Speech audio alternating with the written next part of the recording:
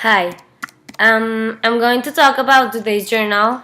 It's September 16, and this week's journal is about to read an MMT, which is makes me think, and it's a web page that you can see what people write, like something that happened to them this day or someday, and it's like Twitter, I think, because it's like really short, but it like tells you something like interesting that happened to them that day. And one that I found really interesting was one that said, after, I will read. Wait. Today, even after all the abuse, when the phone rang, I still hoped it was him.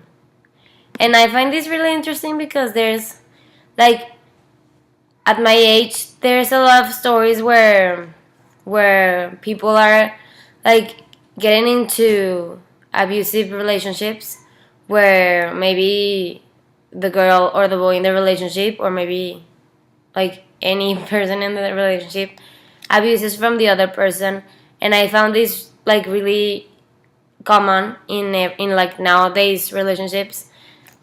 And people like get, I think that this is very true because people are like getting a lot of, like, people are not like believing they are worth something, like they are worth something better, and maybe that something better won't come like in a short time, but it will come someday. And you get like comfortable with the relationship you had, although it's abusive, because of all the things you based on, like you can base on the memories you spend with that person, the times that you have with that person, had with that person, and all of that keeps you getting back to that person, maybe. But you know deep inside that it's like the worst thing you can do to yourself, and that it's like not respecting yourself and what you want and what you believe.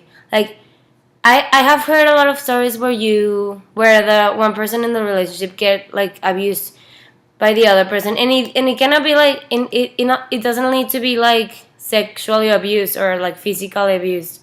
It is like mostly like mentally abused, because people know how to control other people, and when you know the weakness of other people, you just get like an advantage over them. So this is why a lot of relationships are very abusive, and I think that it happens a lot. And I think that people are like very blind and very, like, it's hard to get over someone. It is, but I think that when you know, like, you just keep getting back to that person because you are like used to that person, like you know him or her, and you know, and you like have lots of feelings with that person, but it's not like the best for you. And it happens also in marriages, because just because you're married to someone, maybe you made a mistake, and it's different in marriage because it's like a bigger compromise. But I think that there are a lot of marriages where there is a lot of mental abuse, like a person abuse of another person.